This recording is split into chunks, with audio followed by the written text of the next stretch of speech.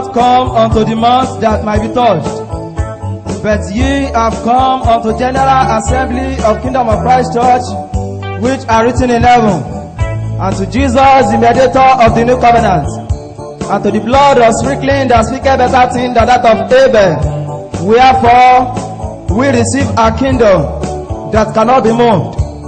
Ẹ̀yin kò wá sí òkè tí a lè fi ọwọ́ kàn, ṣùgbọ́n ẹ̀yin wá sí àjọlá Kingdom of Christ Church tí a kọ́rúkọ wọn ní ọ̀run, àti sọ́dọ̀ Jésù alárinà májẹ̀mú titun, àti sí ibi ẹ̀jẹ̀ ìbúwọ́n ni tí ó sọ̀rọ̀ tí ó dára ju ti Ébẹ́lì lọ. Nítorí náà àwa ń gba ìjọba tí a kò lè mì. Ǹjẹ́ gẹ́gẹ́ bí a ti ń gba ìjọba tí a kò lè mì ní òní yìí, a ó pè ìránṣẹ́ Ọlọ́run Pastor Dr. Titus Ajayi láti wá sọ ọ̀rọ̀ Ọlọ́run fún wa. Nísinsìnyí ni a ṣe ìdájọ́ ayé yìí. Nísinsìnyí ni a lé aládé ayé yìí jáde. Àdúpẹ́ lọ́wọ́ rẹ bàbá mímọ́, nítorí tí o ṣeun, nítorí tí àánú rẹ dúró láláé. Àdúpẹ́ fún oore rẹ tó fi di ọdún ládé. Gbóní fún orúkọ ọmọ rẹ lórúkọ Jésù, Olúwa gba ọpẹ́ wa. Àmín. Ní orúkọ Jésù ní a gba àdúrà. Àmín. Àdúpẹ́ lọ́wọ́ Ọlọ́run fún oore ọ̀fẹ́ tó tún fi fún wa ní àkókò yìí. Àwọn oore tá a rí gbà lójoojúmọ́ àti àánú ńlá rẹ̀ tó mú kẹ́tùnlé tó mọ̀ gbọ́ wa lónìí. Àdúpẹ́ fún èyí. Kò fẹ́ ká nínú ìwé mímọ́, ìwé Númérì ní orí ìkọkànléníogún láti ẹsẹ̀ ìkẹrin sí ìkẹsàn-án. Numbers 21:4-9. Woe to fiery serpent.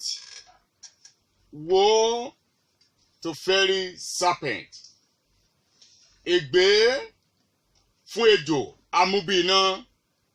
Numbers 21:4-9. Mo fẹ́ bẹ̀rẹ̀ sí kà á. Wọ́n sì rìn láti òkè Hórì lọ sí ọ̀nà Òkun Pupa láti yí ilẹ̀ Édómù ká. Wọ́n sì súnmọ́ ibi tí àwọn ènìyàn tí wọ́n ti tẹ̀dó sí níbi kíkà àti ọ̀dọ̀ mi. Ẹsẹ̀ karùn-ún. Àwọn ènìyàn náà sì bá Ọlọ́run àti Mósè sọ̀rọ̀ wípé èéṣe tí wọ́n fi mú wa gòkè láti Íjíbítì wá láti kú sí aginjù, nítorí pé àkàrà kò sí, bẹ́ẹ̀ ni kò sí omi. Oúnjẹ fútẹ́fútẹ́ yìí ọkàn wa sì kórìíra rẹ̀. Ẹsẹ̀ kẹfà. Olúwa sì rán ejò amúbíiná sí àwọn ènìyàn náà. Àwọn ejò náà sì bu àwọn ènìyàn náà ṣán. Ọ̀pọ̀lọpọ̀ nínú àwọn Ísírẹ́lì sì kú. Nítorí náà ni àwọn ènìyàn ṣe tọ̀ Mósè wá. Wọ́n wí pé àwa ti ṣẹ̀, nítorí tí àwa ti bá Olúwa àti ìwọ sọ. Gbàdúrà sí Olúwa kí ó sì mú àwọn ejò wọ̀nyí kúrò ní ọ̀dọ̀ wa. Mósè sì gbàdúrà fún àwọn ènìyàn náà. Olúwa sì wí fún Mósè pé rọ ejò amúbíiná kan kí o sì fi sí orí ọ̀pá gígùn kan. Olúkúlùkù ẹni tí ejò amúbíiná ìsàlẹ̀ bá bù ṣán, nígbà tí ó bá sì wo ejò tí a rọ sí òkè, yóò sì yè. Mósè sì rọ ejò idẹ kan, ó sì fi sí orí ọ̀pá gígùn náà. Ó sì ṣe pé bí ejò kan bá bu ẹnikẹ́ni ṣán, nígbà tí ó bá sì wo ejò idẹ náà, òun yóò sì yè. Woe to fiery serpent. Àkókò ìdájọ́ coronavirus ó ti dé. Àkókò láti ṣẹ́ lógun. Àkókò láti pinwọ́ rẹ̀. Àkókò láti ṣẹ́gun rẹ̀. Titus Ajayi bó ló ṣe mọ̀ pé àkókò ti tó? any disease, any pandemic, any epidemic, any war tí ò bá ti jẹ́ ká lè jọ́sìn fún Olúwa ó ti gba ìdájọ́. Any pandemic, àjàkálẹ̀ àrùn tó bá ti jẹ́ ká lè máa ti ilé ìjọsìn pa ó ti forí gbé ìdájọ́ Olódùmarè. Ẹ̀yin ọmọ Ọlọ́run, mo sọ fún yín ibikíbi tá ti ń gbọ́ mi báyìí pé Ọlọ́run ló ń bínú yẹn kọ́kọ́ mú kúrò lọ́kàn rẹ. Ọ̀ẹ́s àti jagun coronavirus ó lè le díẹ̀. Kì í ṣe Ọlọ́run ló ń bínú. Sátánì òun ló gbé ọ̀nà ẹ̀rọ wọ ọdún yìí ya 2020 láti November ni mo ti sọ fún wa pé ọdún rere lọ́dún yìí, ọdún rere lọ́dún yìí, ọdún rere lọ́dún yìí títí di wákàtí yìí kò tí ì kúrò lẹ́nu mi. Ṣùgbọ́n Sátánì ó wá gba ọ̀nà mìíràn láti gba gbogbo ògo tó tọ́ sí Ọlọ́run ní ọdún yìí. Take for instance, ọ̀rọ̀ coronavirus nísìnyí ó ti di gbogbo ọ̀rọ̀ àgbáyé. Ó tún lè tún di nǹkan táwọn èèyàn yóò dá àjọ rẹ̀ sílẹ̀ tí wọ́n á tún máa rántí ẹ̀ lọ́dọọdún. Bẹ́ẹ̀ àjọ Olúwa ló yẹ ká dá sílẹ̀ lọ́dún yìí. Àjọ wípé Olúwa ṣe rere fún wa, Olúwa kọ́lé, Olúwa ra mọ́tò, abímọ, aṣègbéyàwó, promotion, àwọn àjọ ohun rere. Ó ló jẹ́ kí n mọ̀ wípé ìdájọ́ coronavirus ó ti dé lónìí. Nígbà tá a bá tẹ̀síwájú, ẹ̀yin olùfẹ́, ẹ̀yin ìránṣẹ́ Ọlọ́run tẹ́ ń gbọ́ ọ̀rọ̀ mi, ẹ̀yin ọmọ Ọlọ́run àti gbogbo ẹ̀yin olùgbọ́ mi, mo fẹ́ ká jọ fọwọ́sowọ́pọ̀. A lè ṣẹ́gun coronavirus, a ó sì ṣẹ́gun rẹ̀ ní orúkọ Olúwa. Nítorí pé jẹ́ kí ìdá olójú méjì kó wà ní ọwọ́ wọn láti ṣẹ̀san fún àwọn kèfèrí àti ìjìyà lára àwọn ènìyàn, láti fi ṣẹ̀kẹ̀ṣẹ̀kẹ̀ dí àwọn ọba wọn àti ẹ̀wọ̀n ní dí àwọn ọlọ́tọ̀ wọn, láti ṣe ìdájọ́ tó ti kọ̀wé rẹ̀ sí wọn lára. Ó ní ọláyìí ni àwọn ènìyàn mímọ́ rẹ̀ ní. Ọlọ́run ayérayé a dúró lónìí gẹ́gẹ́ bí ọ̀kan lára àwọn olórí ogun Olúwa. A gbé ọ̀págun sókè sí gbogbo agbára tí wọ́n dàpè ní coronavirus àní ejò amúbí iná tí ó bẹ́ sílẹ̀ lágbàáyé tó bu àwọn ènìyàn jẹ, tó bu àwọn èèyàn ṣán, tó pa àwọn ènìyàn ní ẹgbẹ́ ogun lẹ́gbẹ́ ogun, nírú lọ́gbọ̀n lẹ́gbẹ̀ẹ́gbẹ̀rún.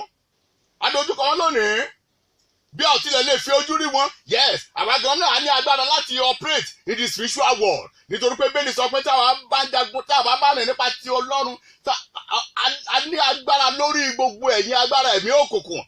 Ẹ gbọ́ ọ̀rọ̀ Olúwa gbogbo ẹ̀yin áńgẹ́lì, nítorí pé àwa wà nípa ti Ọlọ́run. Àwa rìn nípa ti Ọlọ́run. Ṣebí Jésù Olúwa sọ fún Níkódémù wípé afẹ́fẹ́ fẹ́ lọ síbi tó gbé wù, ìwọ sì ń gbọ́ ìró rẹ̀, ìwọ kò mọ ibi tí ó gbé ti wá àti ibi tó gbé lọ. Bẹ́ẹ̀ ni olúkúlùkù ẹni tá a bí nípa ti ẹ̀mí. A bí wa nípa ti ẹ̀mí lónìí. O ò lè mọ ibi tí a gbé ti wá àti ibi tí àwa gan tá a gbé lọ, ìwọ coronavirus. A sì dojú ogun Olúwa kọ ọ́ lónìí. Gbọ́, tí àwa bá wá rìn nípa ti ara, àwa a ò jagun nípa ti ara. Nítorí pé a ní agbára láti ọpẹ́rẹ́tì nípa ti ara àti nípa ti ẹ̀mí. Ohun ìjà wa pápá kì í ṣe nípa ti ara, ṣùgbọ́n ó ní agbára nínú Olúwa láti wó ibi gíga palẹ̀ àti láti di gbogbo èrò ní ìgbèkùn, láti sọ gbogbo èrò di asán, láti fún wa sí ìtẹríba, nítorí pé ìgbọràn wa ti di pípé nínú Kristi Jésù Olúwa. Nítorí náà lẹ́ẹ̀kan sí, ìwọ áńgẹ́lì búburú, ẹ̀yin áńgẹ́lì búburú, ẹ̀yin disease carrying agent, a fi yín bú ní orúkọ Olúwa lónìí. Amen. Ní gbogbo àgbáyé lórúkọ Jésù, ó ya ẹ̀gbin náà sọnù. Àmín. Olúwa, ọ̀rọ̀ àgbáyé di ọwọ́ rẹ. Kò sí nínú ìpinnu rẹ wípé ọdún yìí yóò wá jẹ́ ọdún àjọ coronavirus. Ìpinnu rẹ ni wípé ọdún rere ni ó jẹ́. Ṣùgbọ́n bá wò ó, Sátánì ó ti overtake àwọn ìlérí àti ìpinnu rẹ yẹn. Nítorí náà ó yẹ kó o dìde lónìí Ọlọ́run mi. Ó yẹ kó o dìde lónìí Ọlọ́run àwọn ènìyàn mímọ́. Kó o dìde ogun, àní ogun èyí tó ju agbára coronavirus sọ, kó o sì fi ṣẹ́ ogun rẹ̀ lórúkọ Jésù Olúwa kó ṣe bẹ́ẹ̀. Àmín. Ẹ jẹ́ kí n sáré wá sí apá mẹ́ta. Ṣùgbọ́n apá àkọ́kọ́ tí mo fẹ́ wá sí, ó ní fẹ́ yin olùgbọ́ ọ̀rọ̀ mi wípé àdúrà ló lè ṣẹ́gun coronavirus. àdúrà ni nítorí pé Ọlọ́run ṣe nípa tẹ̀mí. It has to do with spiritual power, with spiritual being, with spiritual authority. Right? Àdúrà lálẹ́ fi jẹ́ lógún. Àtọ̀rọ̀ Ọlọ́run bíi Psalm 91, bíi John chapter 3, bíi Numbers 21 tí mo kà yìí. Àgbà ọ̀rọ̀ Ọlọ́run tá a lè fi ṣẹ́gun rẹ̀ òun rèé àtàdúrà. Mo wá rọ̀ gbogbo ẹ̀yin olùgbọ́ ọ̀rọ̀ mi wípé ní ọjọ́ Friday tó ń bọ̀ ẹ jẹ́ kí a yára wa sọ́tọ̀ fún àdúrà àti ààwẹ̀. Kì í ṣe ká lọ sílé ìjọsìn kankan báwọn ti wà wípé ká má péjọ. Mo sì fara mọ́. Ẹ̀yin ìránṣẹ́ Ọlọ́run tẹ́ ń gbọ́ mi, ẹ jẹ́ ká fọwọ́sowọ́pọ̀ pẹ̀lú ìjọba fún àǹfààní ara wa ni. Ṣùgbọ́n lọ́jọ́ Friday yẹn yóò jẹ́ ọjọ́ ìkẹta oṣù kẹrin ogún ọdún. Ọjọ́ ìyàsọ́tọ̀ ni, ọjọ́ àfiyèsí ni. Ọjọ́ àfiyèsí náà ẹ jẹ́ kí olúkúlùkù wa, ìwọ tó bá lè gba ààwẹ̀ bóyá di ọ̀sán di alẹ́ bó gbá di aago 12.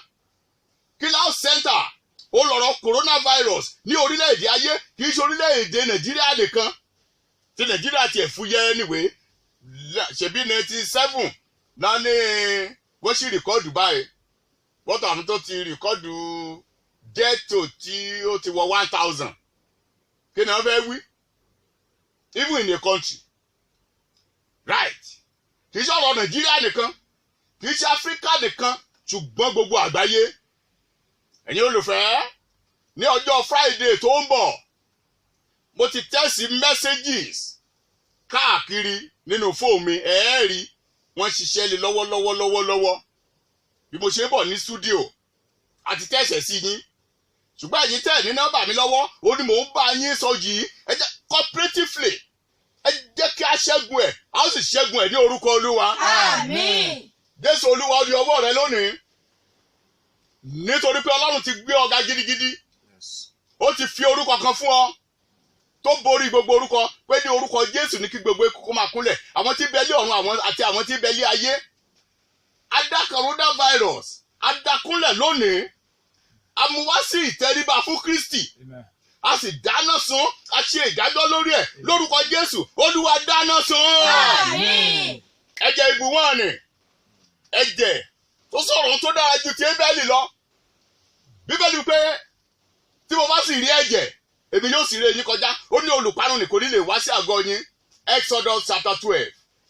Mo sọ lónìí, mo lu ẹ̀jẹ̀ Jésù Olúwa yí káàkiri àgbáyé.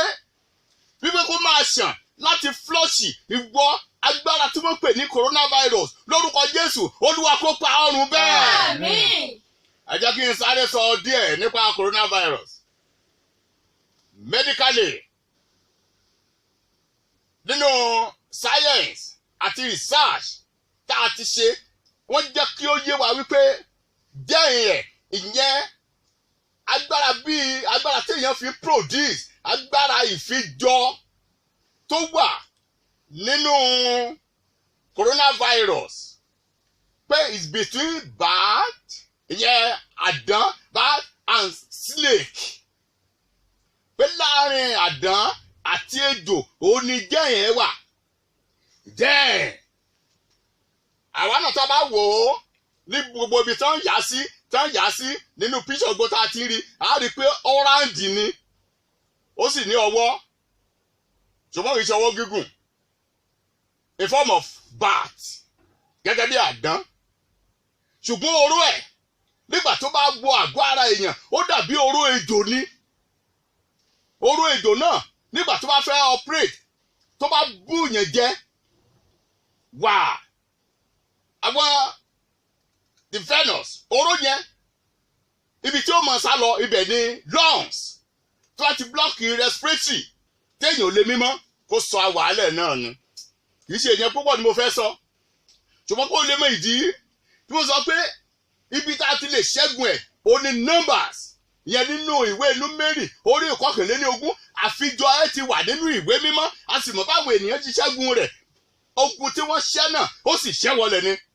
bọ̀sánà ní orúkọ Jésù Kristi wípé ogun ìwọ coronavirus yóò ṣẹ́wọlẹ̀ lórílẹ̀‐èdè ayé Àmín.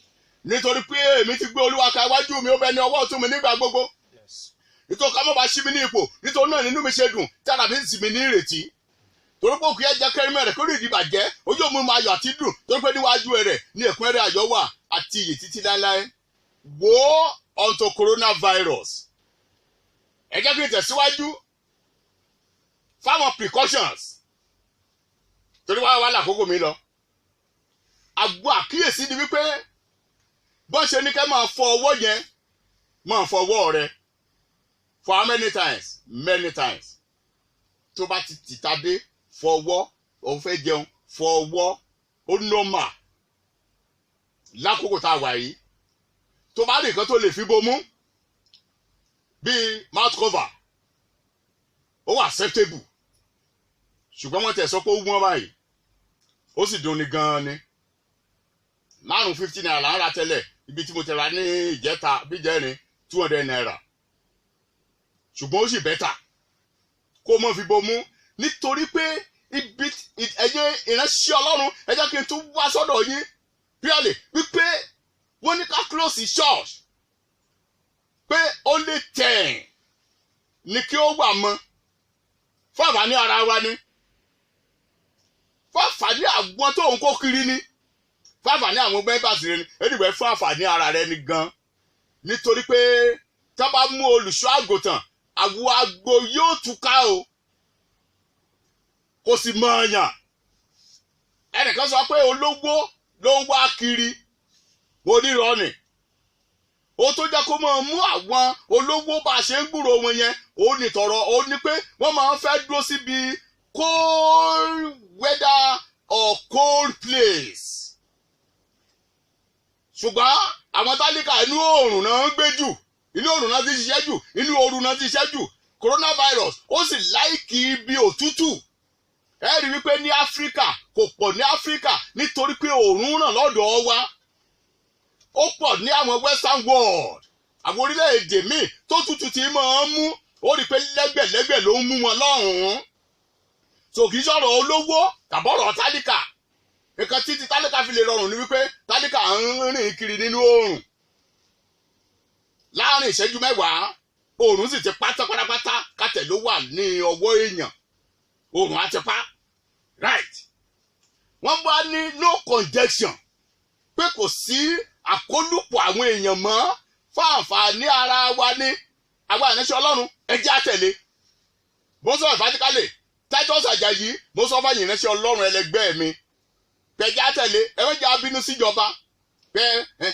wọ́n ti ṣọ́ọ̀ṣì wọn ò ti ṣọ́ọ̀ṣì o fáǹfààní ara rẹ ni ẹ jẹ́ kí n tẹ̀síwájú torí pé ìdí tó jẹ́ kí n máa pín sẹ́yìn ìránṣẹ́ Ọlọ́run báyìí ni wípé mo nílò sáfíìsì yín lákòókò yìí mi ní fẹ́ mọ̀ bọ́n ṣọ́ọ̀ṣì wa àwa ga tẹ̀tí close ṣọ́ọ̀ṣì wa báyìí no service till further notice mi ní fẹ́ wá síbi ìpéjọpọ̀ kan àní níbi tó wà yẹn we need your service kí ni sáfíìsì ń agbára tí ń bẹ nínú rẹ agbára tó o fi gbàdúrà lórúkọ Jésù ọ̀rọ̀ Ọlọ́run tó o fi gbàdúrà yẹn òun la nílò ní ọjọ́ Friday tó ń bọ̀ 3-4-20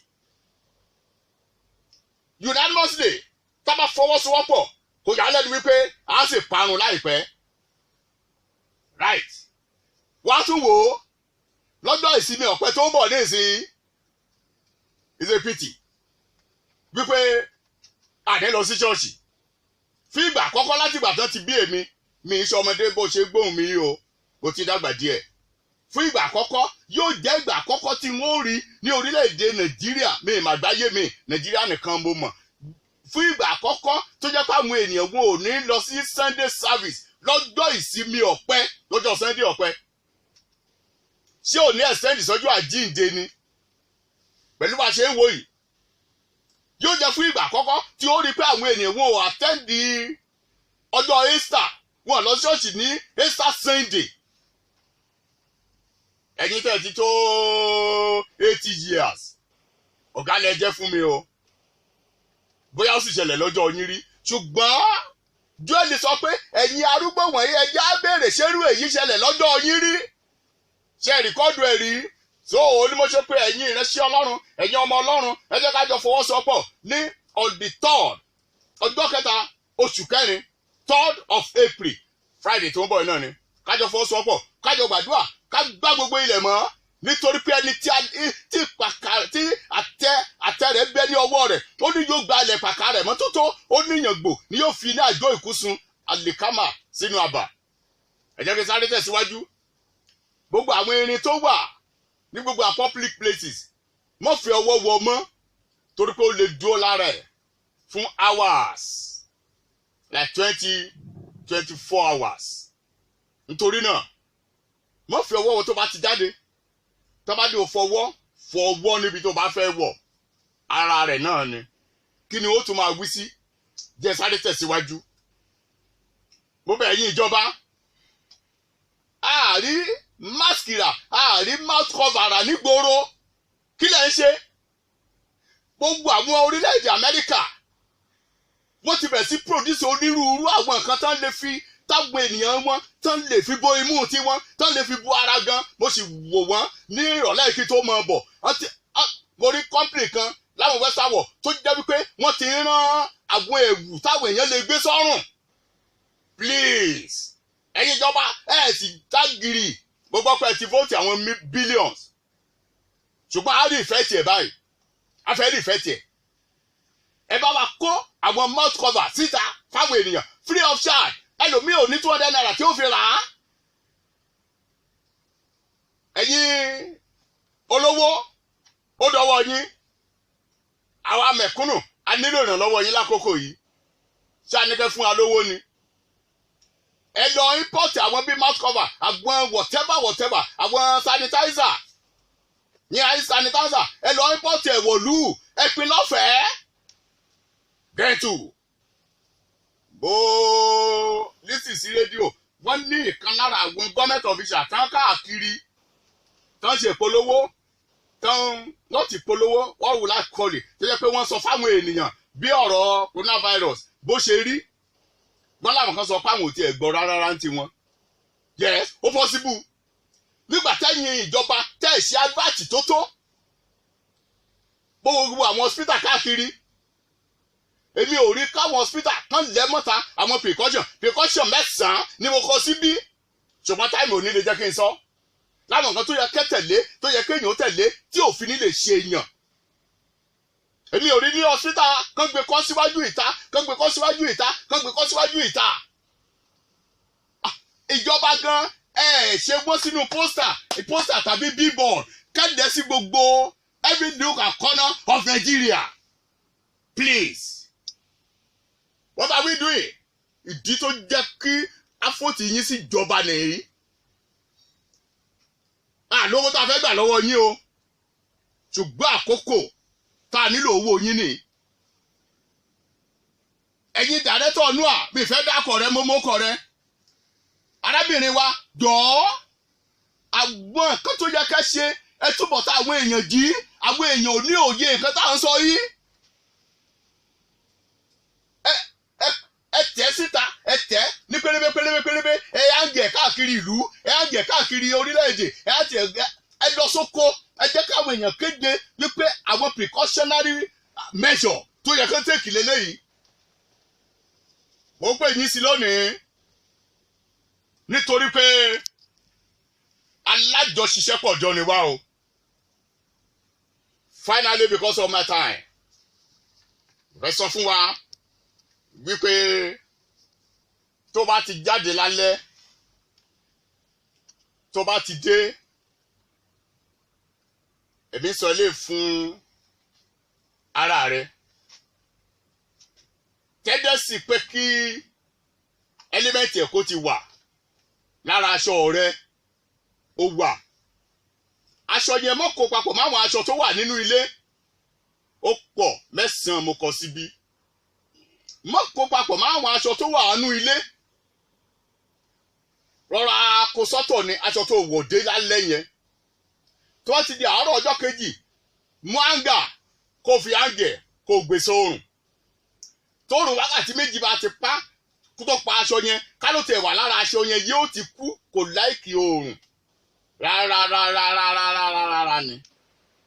Or else o lè fi ayọ̀n kó o fi lọ kì í sọ̀rọ̀ kó o fọ́ kó o fi lọ yóò sì kú. Mélòó ni ó tún wí sí ní ti ká ló wà lọ́nà fún èèyàn kí sọ pé téèyàn bá contact ẹ̀ ó di 4 days kó tó sọ̀kalẹ̀ lọ sí lungs láàrin 4 days yẹn yóò wà lọ́nà fún yóò mọ̀ develop bó ti di yóò mọ̀ develop after 4 days ní ó tó lọ sí ibi lungs sí ẹ̀dọ̀fóró yóò bẹ̀rẹ̀ sí lu ẹ̀dọ̀fóró yẹn yóò mọ̀ lú olójó máa pààyàn. Ṣùgbọ́n what are we going to do? Irú lime ọsàn wẹ́wẹ́ tàbí grapefruit ọsàn gẹ̀gẹ̀ ó tóbi ó ní grapefruit kó o gé kó o fi sínú cup nínú méjèèjì kó wá domi gbóná sí kó o sì mọ́ kátẹ̀ ló ti wà lọ́nà fún ẹ yóò kú àlàáfíà. Jẹ́ lónìí sí ìwọ ẹni tó gun àti ọ̀run dé ọ̀run àtijọ́ sí ìwọ ẹni tó ti pa ikú tó pa ẹni tó ní agbára ikú run. Lórúkọ rẹ mo dúró lónìí lórúkọ rẹ ní gbogbo àwa ìránṣẹ́ Ọlọ́run tó wà lórílẹ̀-èdè àgbáyé tí a dúró. Olúwa a fi ẹ̀sùn coronavirus a fi sùn ọ́ a fi ẹ̀sùn ejò amúbí iná a fi sùn ọ́. Jésù Olúwa ṣe bá a ti kọ̀wé rẹ̀ wípé nígbà tá a bá gbé ọmọ ènìyàn kọ́ sórí igi ìyẹn Jésù Olúwa ó gba àwọn èèyàn sọ́dọ̀ rẹ̀. Adékò gbàgbá lónìí kó lọ́wọ́ agbára coronavirus lórúkọ Jésù Olúwa gbà wá. Àmín. Ní gbogbo àgbáyé Jésù Olúwa gbogbo àgbáyé ló kú fún lórúkọ Jésù Olúwa gbà wá. Àmín. Ẹgbẹ́rún Olúwa gbogbo ẹ̀yin spirit burúkú wọ̀nyí gbogbo ẹ̀yin áńgẹ́lì èṣù gbogbo ẹ̀yin fallen angels tẹ́ ẹ bá jẹ́ corona distributor lórúkọ Jésù ó yá ẹ máa gbiná sọnù. Àmín. Nítorí pé iná ṣáájú wọn lónìí ọwọ́ iná sì jó lẹ́yìn wọn ilẹ̀ náà dàbí ọgbà Édẹ́nì níwájú wọn àti lẹ́yìn wọn gẹ́gẹ́ bí ahoro ijù ó ní kò sí ohun tí ò lè bọ́ lọ́wọ́ wọn. Àná ọwọ́ Olúwa lónìí pé tó bẹ́ẹ̀ tí ò ní sí oko tí ò lè bọ́ lọ́wọ́ wa gbogbo ẹ̀yin coronavirus lórúkọ Jésù lórílẹ̀-èdè àgbáyé ó yá ẹ parẹ́ sọnù. Àmín. Ògo ni fún orúkọ Olúwa. Hallelujah. Ní orúkọ Jésù ní a gbàdúrà. Àmín. Ẹ̀yin ìjọba especially àwọn program kẹ́jẹ́ káwọn èèyàn kan máa gbọ́ nípa coronavirus etí àwọn èèyàn ní wọn àti ìgbọ́ nípa ẹ̀ o. Ó sì dọ́wọ́ yín torí pé Ọlọ́run yóò béèrè nígbà tó bá di ọjọ́ ìdájọ́ àlàáfíà. Oore ọ̀fẹ́ Jésù Olúwa. Àmín. Ìfẹ́ ti Bàbá. Àmín. Ti Ọmọ. Àmín. Ti Ẹ̀mí Mọ́. Àmín. Kó máa bá wa gbé. Àmín. Lẹ́sẹ̀ àti láéláé. Àmín. Kingdom cause. By power. Into your family. By power. Into our church. By power. In Jesus' name. Amen.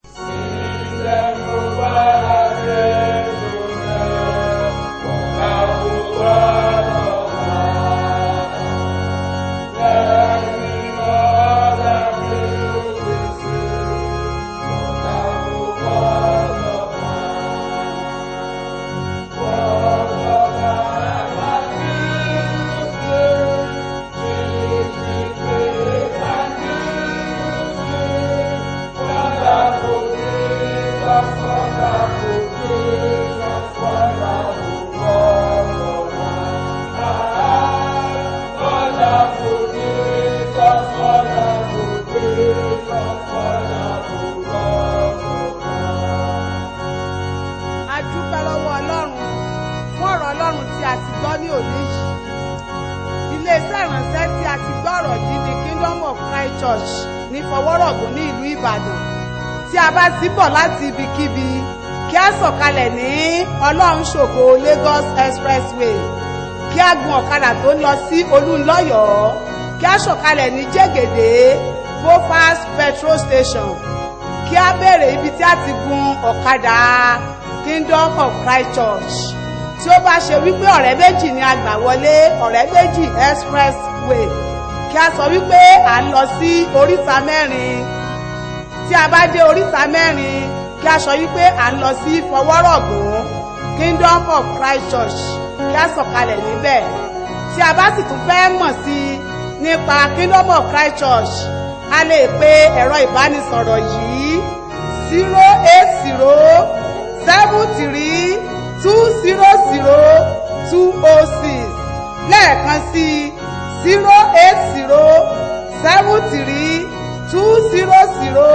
08073200206. Wonderful Jesus, wonderful Jesus, wonderful.